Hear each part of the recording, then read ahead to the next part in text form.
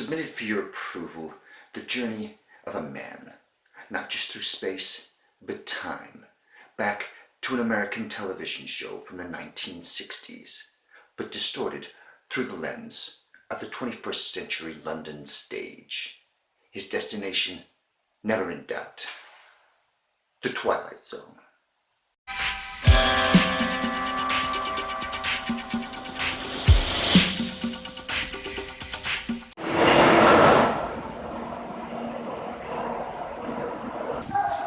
Always makes me think of American Werewolf in London.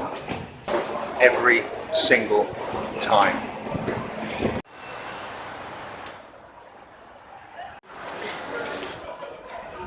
They sell it.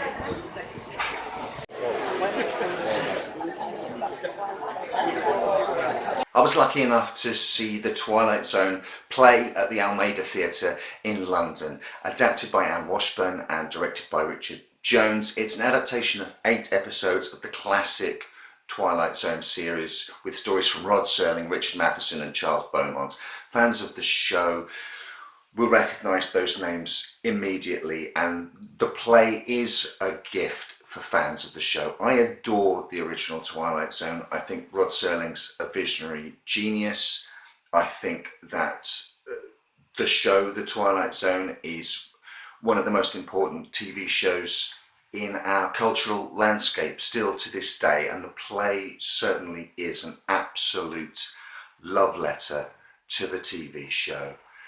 Acknowledging that some decades have passed, it can have fun with some of the what seem now hokier elements, whilst later on reminding us just how focused, urgent and current some of the concerns back then still are.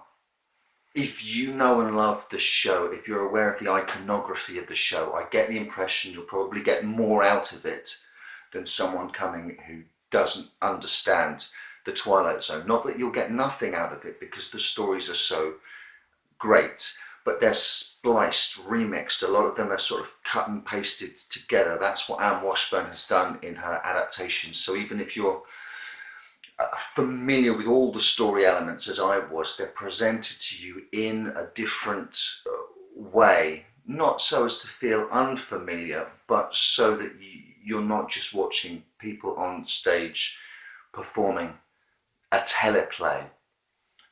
The look of the stage is absolutely glorious, especially for die-hard fans of the show. The set is essentially the opening credits of the TV show. I'm not going to give away spoilers, although spoilers for the adaptation, even though the stories are decades old. But my takeaway from it is that in the show, you watch real life intersect with the Twilight Zone. When you watch the play, the space, the stage space is the Twilight Zone, and you watch the stories come and intersect into it. And the normal rules of space and time don't apply within the Twilight Zone, so we get snippets of one story here and then that exits stage right, and they come through. And as we move from one story to another, you've got these excellent, I called them scene shifters, who move the props around, sort of sparse props, always with the iconic, and I don't use that word lightly, white door revolving around and moving in and out, front of stage, backstage. There are sort of nods and winks, really brief sort of cameos, I guess, episode cameos. A character will come in and sort of have a line and then go, and as if to say, no, don't worry, we're not going to do that episode. Eye of the Beholder sort of runs through it as a mime, no dialogue, but anyone who knows that episode already understands the message and the story of that. What I found really heartening is that the play could at times have fun with the Twilight Zone itself and Mr. Serling, but never disrespectfully, always acknowledging that, you know, times have moved on, so our view of space exploration and alien invasion and the like from the 1960s can seem a little dated now, and we can have some fun with that. Even our attitudes towards smoking, and Rod Serling, you know, constantly with cigarette in hand during his monologues. They have playful fun with that. You know, you can't smoke. You can't smoke here, sir. Whilst at the same time, when the serious points need to be made, you can fall back on that original material, because the concerns, the humanist concerns about harmony, getting on with one another, the things that separate us and divide us and set us against one another, are just as true now, with just with a slightly different filter on it, as they were then.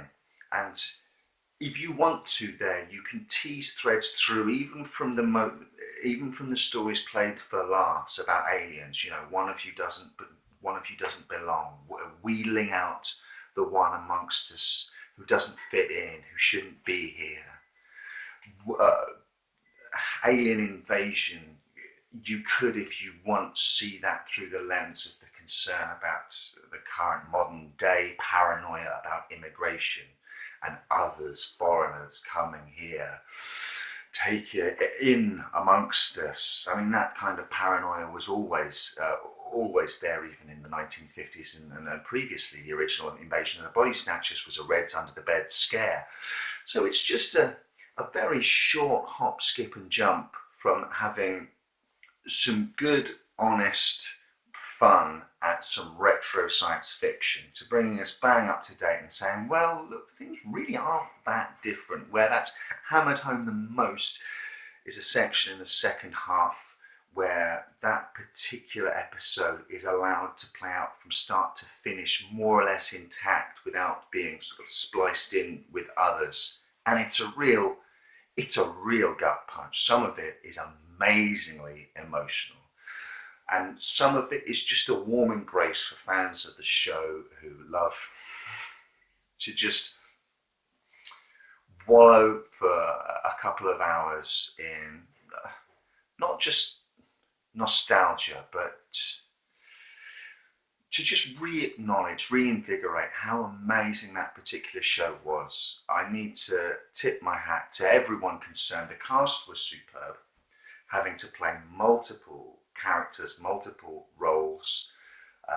The choreography involved in that was really on point as well. The sound design was absolutely superb. Sound coming at you, as you might imagine, in a Twilight Zone-y kind of environment, coming at you from all areas of the theatre, played an absolutely vital role. The costume design and the set design was so on point. The whole thing started as though you're looking at an old TV, a cathode ray tube TV with the CBS logo on it that comes up, and then behind there, everything's played out periods. All the costumes are black, white and grey, as are all the set designs. There are no intrusion of colour, so you really absorb yourself into the iconography of the show. 50s diners, jukeboxes, all the suits and the dresses are of a time, and even the futuristic sci-fi stuff is retro 1960s sci-fi. It's all of a piece. It's beautiful and clearly done with an amazing amount of love, affection and reverence for an absolutely fantastic TV show. The best thing I can tell you about this play is it makes me want to watch back through the Twilight Zone from start to finish all over again.